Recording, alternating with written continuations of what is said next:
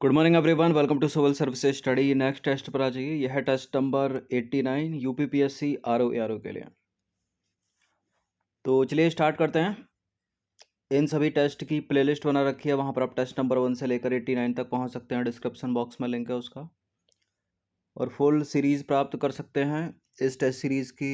Description box में number है, उस पर कॉल या व्हाट्सअप करके। बाकी साथ में यूपीपीएससी पीसीएस की भी टेस्ट सीरीज चल रही है, उसका लाभ उठाते रहिए। पहला प्रश्न है, जल चक्र यानी वाटर साइकिल में कौन सी क्रियाएं योगदान करती हैं? संघनन यानी कंडेंसेशन, वर्षण प्रेसिपिटेशन, वाष्पीकरण इवापोरेशन, और वाष्पोत्सर्जन ट्रांसपिरेशन।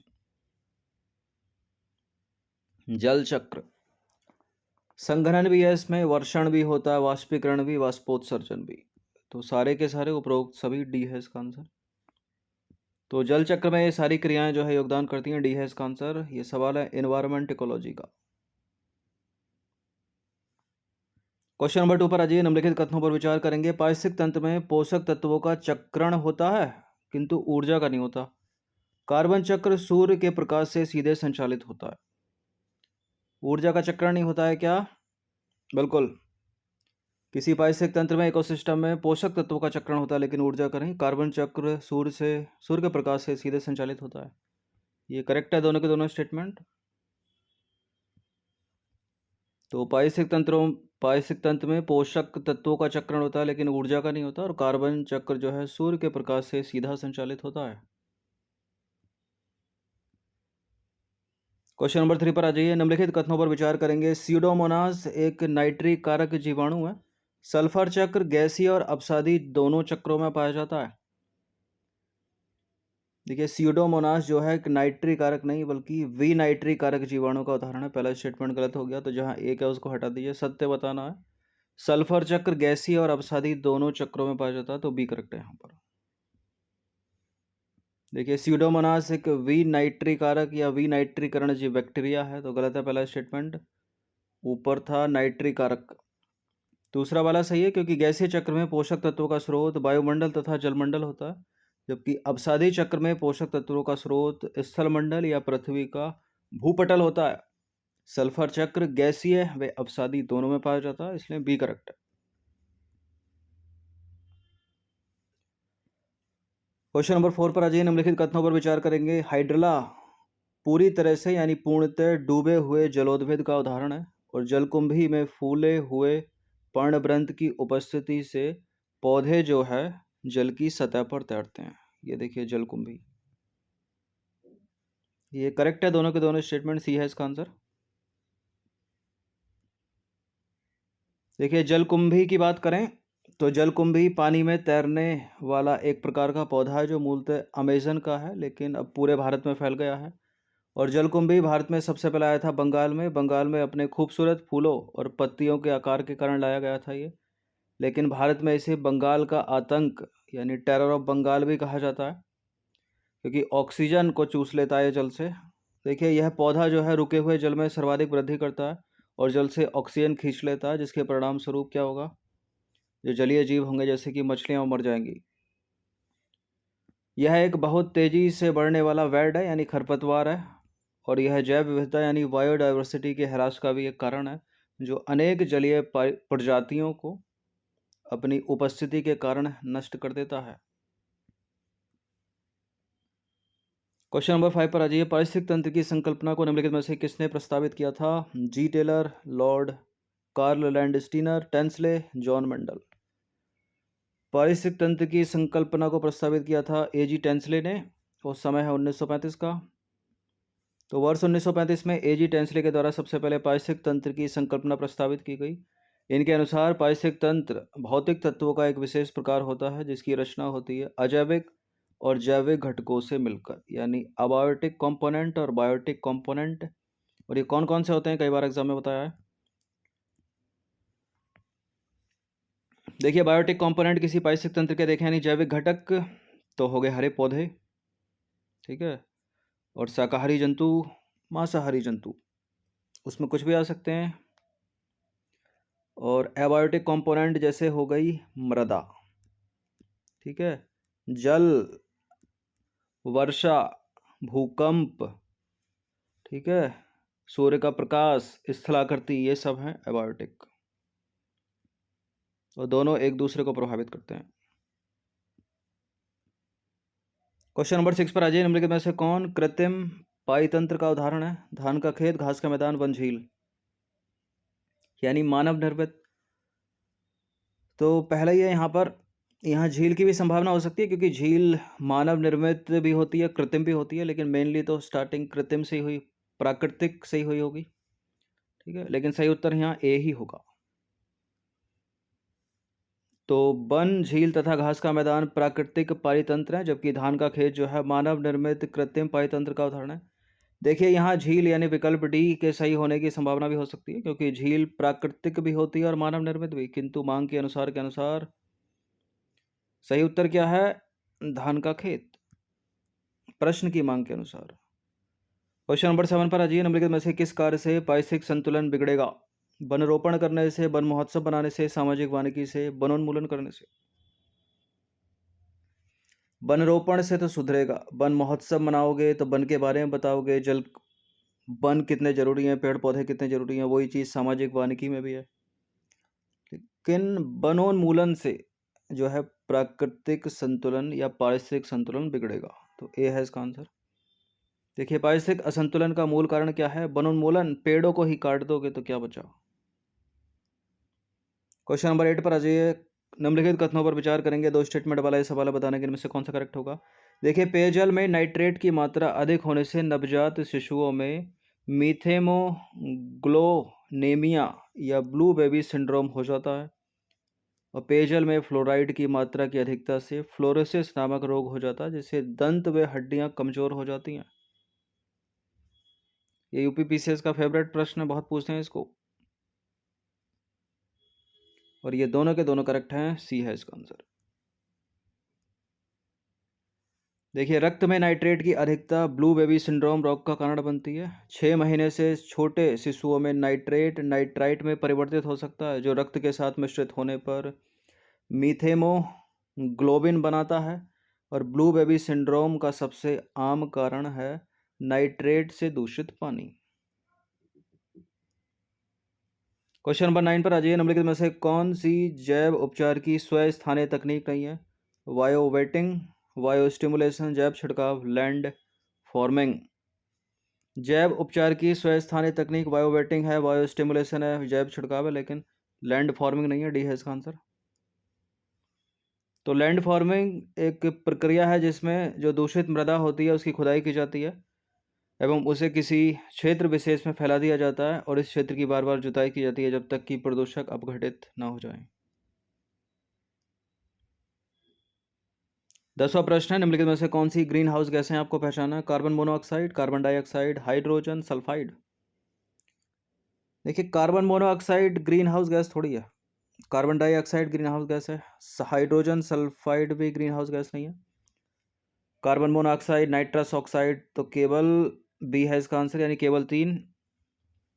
मीथेन हो गई, ओजोन हो गई, कार्बन डाइऑक्साइड है, नाइट्रस ऑक्साइड है, मीथेन है CH4, क्लोरोफ्लोरोकार्बन है, जलवाष्प है, और ओजोन है। क्वेश्चन नंबर 11 पर जाइए। निम्नलिखित में से किस पुरस्कार को ग्रीन ऑस्कर के नाम से जाना जाता है? रेमन मैग्सेसे, गांधी शांति पुरस्कार, विटले अवार्ड, टाइलर अवार्ड। एलिमिनेट करें, ग्रीन ऑस्कर के नाम से जाना जाता है, बताइए। विटले अवार्ड को, देखिए विटले अवार्ड जो है प्रकृति संरक्षण के लिए ब्रिटेन की संस्था विटले फंड फॉर नेचर द्वारा प्रदान किया जाता है, और विटले पुरस्कार को ग्रीन ऑस्कर के नाम से भी जाना जाता है। इस पुरस्कार के तहत 35,000 पाउंड की धनराशि प्रदान की जाती है। 35,000 पाउंड।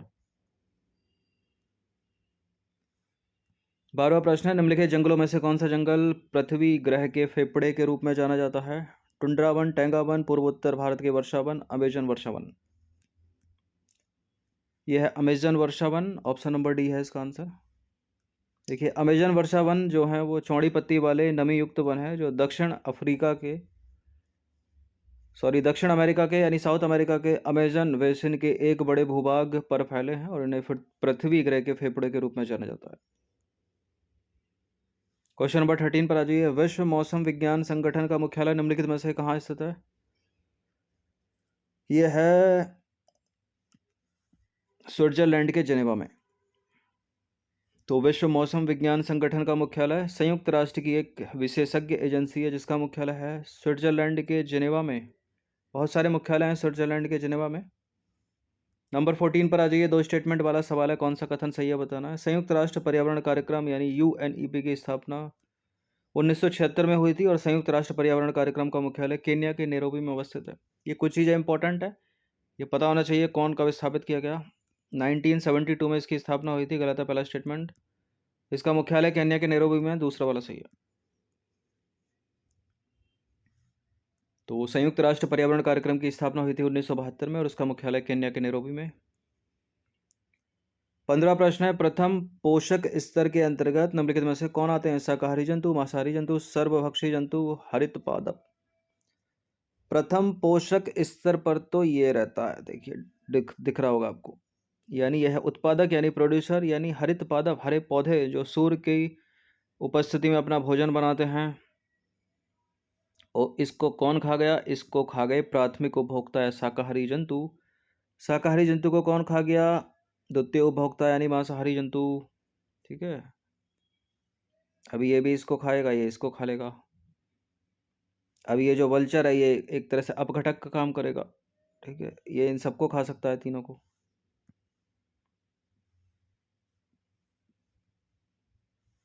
देखिए हरित पादप वह सभी पौधे जो प्रकाश संश्लेषण यानी फोटोसिंथेसिस के द्वारा भोजन का निर्माण करते हैं। प्राथमिक पोषक स्तर या उत्पादक कहलाते हैं। ये प्राथमिक उपभोक्ता के द्वारा खाए जाते हैं, यानी शाकाहारी जंतुओं के द्वारा खाए जाते हैं ये पेड़ पौधे उत्पादक।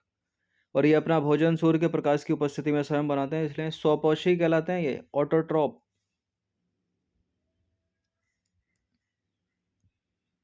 अब आ जाइए क्वेश्चन नंबर 15 पर। ये 3 स्टेटमेंट वाला सवाल है, कौन सा करेक्ट है बताना है। भारत में तमिलनाडु सबसे अधिक कॉफ़ी उत्पादक राज्य है।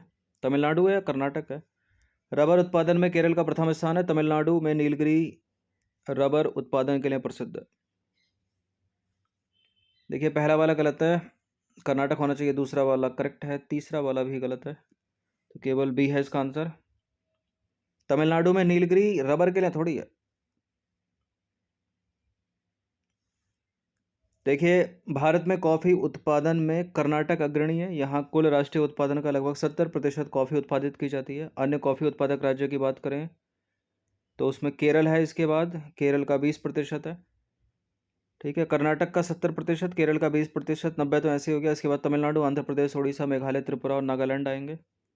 दूसरा वाला स्टेटमेंट करेक्ट हो जाता है। भारत में प्राकृतिक रबर उत्पादन में केरल का प्रथम स्थान है। यहाँ भारत की कुल रबर का 90% उत्पादित होता है। और इसके अतिरिक्त तमिलनाडु, कर्नाटक, अंडमान निकोबार द्वीप समूह और पूर्वोत्तर राज्यों में भी रबर का उत्पादन किया जाता है। अब तीसरा स्टेटमेंट गलत है, क्योंकि तमिलनाडु में नीलगिरी कॉफ़ी उत्पादन के लिए प्रसिद्ध है, न कि रबर उत्पादन के लिए। और यहाँ की पालनी, अन्नामलाई और नीलगिरी हिल्स में अरेबिका नामक कॉफ़ी जो है वो उगाई जाती है, जो कि प्रसिद्ध है वहाँ की, फेमस। क्वेश्चन नंबर 16 पर आ जाइए। निम्नलिखित कथनों पर विचार करेंगे। दो स्टेटमेंट वाला ये सवाल है, कौन सा करेक्ट इसमें होगा। भारत जो है विश्व में काजू का सबसे बड़ा निर्यातक और प्रसंस्करण करने वाला देश है। तमिलनाडु भारत में सबसे अधिक नारियल उत्पादक राज्य है। ये बिल्कुल करेक्ट हैं दोनों के दोनों स्टेटमेंट, सी है इसका आंसर। तो भारत जो है विश्व में काजू का सबसे बड़ा निर्यातक एवं प्रसंस्करण करने वाला देश है। और भारत में काजू उत्पादक राज्यों में महाराष्ट्र, आंध्र प्रदेश, उड़ीसा, केरल, तमिलनाडु आदि हैं। तमिलनाडु का नारियल उत्पादन में भारत में प्रथम स्थान है। इसके बाद केरल है, केरल के बाद है कर्नाटक। अब आ जाइए क्वेश्चन नंबर 17 पर। गन्ना फसल से रिलेटेड 3 स्टेटमेंट है और कौन सा उसमें करेक्ट होगा। देखिए गन्ना एक उपोष्ण कटिबंधीय और उष्ण कटिबंधीय फसल है। गन्ने की फसल के लिए भारी मात्रा में नमी की आवश्यकता होती है और गन्ना एक बारहमासी फसल है। क्या गन्ना बारहमासी फसल है? बिल्कुल, ये करेक्ट है। तीनों के तीनों स्टेटमेंट, डी है इसका आंसर। तो गन्ना एक उष्ण कटिबंधीय तथा उपोष्ण कटिबंधीय फसल है और भारत को जो है गन्ने का मूल स्थान माना जाता है। गन्ना एक बारहमासी फसल है और गन्ने की फसल के लिए अच्छे जल निकासी वाली भूमि, भारी दोमट उर्वर मृदा, भारी मात्रा में नमी की आपूर्ति, यानी दूसरा स्टेटमेंट भी सही है। पाला रहित मौसम होना चाहिए और बड़ी संख्या में श्रमिकों की आवश्यकता होती है। क्वेश्चन नंबर 18 पर आ जाइए। खाद्यान्न फसलों के संदर्भ में निम्नलिखित में से कौन सा कथन गलत है? देखिए, तरबूज, खरबूज, खीरा, ककड़ी आदि जायद फसलों के अंतर्गत शामिल हैं। ओस, अमन, बोरो चावल की फसलें हैं। ज्वार रबी और खरीफ दोनों की ही फसल है। बाजरा वर्षा पोषित रबी की फसल है। यहाँ डी करेक्ट है, सी करेक्ट है, बी करेक्ट है। ये पहला गलत है। बाजरा वर्षा पोषित खरीफ की फसल है होगी, न कि रबी की। तो बाजरा जो है वर्षा पोषित खरीफ की फसल है। इसे हल्की मिट्टी एवं शुष्क क्षेत्रों में पैदा किया जाता है। बलुई, दोमट और उथली काली मिट्टी में इसकी उत्पादकता अधिक होती है। राजस्थान की मरुस्थली और अरावली की पहाड़ियाँ, कच्छ, कठियावाड़ और उत्तरी गुजरात, महाराष्ट्र में वेस्टर्न घाट के पवन विमुख ढाल, दक्षिण पश्चिम उत्तर प्रदेश इसके प्रमुख उत्पादक क्षेत्र हैं बाजरे के। क्वेश्चन नंबर 19 पर आ जाइए। नहरी सिंचाई के संदर्भ में निम्नलिखित कथनों पर विचार करेंगे। कौन सा कथन इनमें से सत्य होगा? देखिए, पंजाब की तुलना में राजस्थान में नहरों से सिंचित कुल क्षेत्र अधिक है। मिजोरम सिंचाई के लिए पूर्णतः नहरों पर निर्भर है। जम्मू कश्मीर के कुल सिंचित क्षेत्र में नहरी सिंचाई का योगदान 90% से अधिक है। ये तीनों के तीनों स्टेटमेंट करेक्ट हैं, एग्जैक्ट, और इसका आंसर हो जाएगा ऑप्शन नंबर डी 1 2 3। तो पंजाब में जो है, राजस्थान में पंजाब की अपेक्षा नहरों से सिंचित कुल क्षेत्र अधिक है। और राजस्थान की प्रमुख नहरों में इंदिरा गांधी नहर, बीकानेर नहर और चंबल परियोजना की नहरें हैं। सबसे कम सिंचित क्षेत्र वाला राज्य जो है मिजोरम, पूर्णतः नहरों पर निर्भर है। और नहरी सिंचाई जो है जम्मू कश्मीर में कितनी है? 90.7%, असम में 63.3%, त्रिपुरा में है 60%। अब आ जाइए क्वेश्चन नंबर 20 पर। अंतिम प्रश्न है ये, और ये प्रश्न जो है इंडियन पॉलिटी का है। निम्नलिखित में से किन अनुच्छेदों में निहित मूल अधिकार केवल नागरिकों के लिए हैं? भारतीय नागरिकों को ही प्राप्त हैं, यानी विदेशियों को प्राप्त नहीं होंगे वो। और ये इंपॉर्टेंट सवाल है, बहुत पूछते हैं इसको। देखिए, अनुच्छेद 15, 16, 19, 29, 30 ये केवल भारतीय नागरिकों के लिए हैं। उसके अलावा जितने ही बचते हैं भारतीय नागरिकों के लिए और दूसरों के लिए, यानी विदेशी नागरिकों के लिए, या फिर जो भारत का नागरिक है उसके लिए। जैसे अनुच्छेद 21 है, प्राण एवं दैहिक स्वतंत्रता, तो भारत में सभी के लिए है, वो भारत का नागरिक हो या विदेशी हो। तो यहाँ केवल भारतीय नागरिकों को पूछा है, तो यानी बी वाले को एलिमिनेट कर दीजिए। जहाँ जहाँ दो है वो नहीं होगा, यानी इसका आंसर हो जाएगा केवल 1, 3 और 4, ऑप्शन नंबर बी। देखिए, अनुच्छेद 15 हो गया, याद रखना है इनको। अनुच्छेद 15, अनुच्छेद 16, अनुच्छेद 19, अनुच्छेद 29, अनुच्छेद 30 में वर्णित मूल अधिकार केवल भारतीय नागरिकों को प्राप्त है।